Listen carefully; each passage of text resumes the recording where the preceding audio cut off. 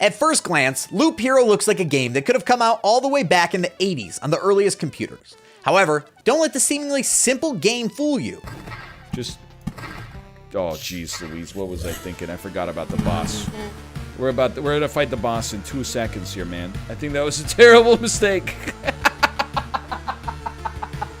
Loop Hero is a game with deep mechanics, combining elements from deck building games, dungeon building games, idle games, and even auto battler games.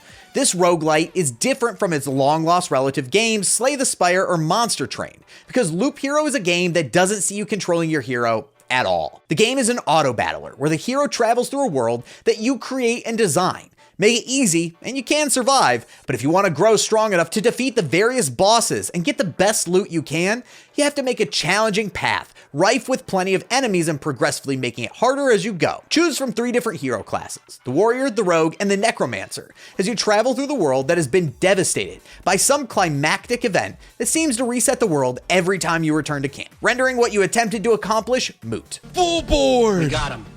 Full board, ladies and gentlemen. The sweatiest thing we've done in 8 years on Twitch. You're here for it. Full sweat. On the 100 trophy run, full build.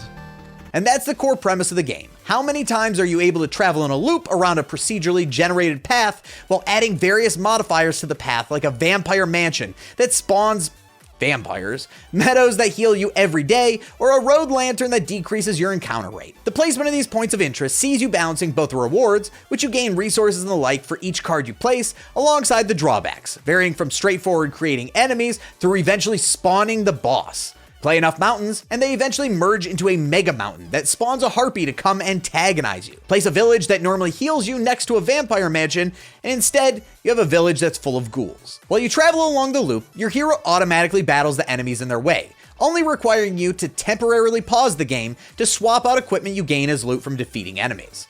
You're consistently forced with trying to convince yourself if one more loop is worth the risk, since if you die, you're sent back to your encampment, losing many of those precious resources you collected that are needed for permanent upgrades to your encampment. It's a constant game of chicken, and if you die, there isn't much to take solace in. But the constant state of interplaying effects from the various cards you play, which are selected from a curated deck you are able to construct at your encampment, is what keeps the game interesting for hours and hours, even though you don't really have control over your hero and what they're doing during the excursion. Available on Steam now, I'm hoping to be able to see this game come to other platforms, especially the Switch, since this is a game that really seems to excel on selling a premise and not just hooking you with graphics. Devolver Digital has done a great job on the game, and is going to be loved by anybody who has dabbled with roguelites over the past 5 years, taking some of the most addictive qualities of games in the genre and distilling them down to the very things our lizard brains really enjoy.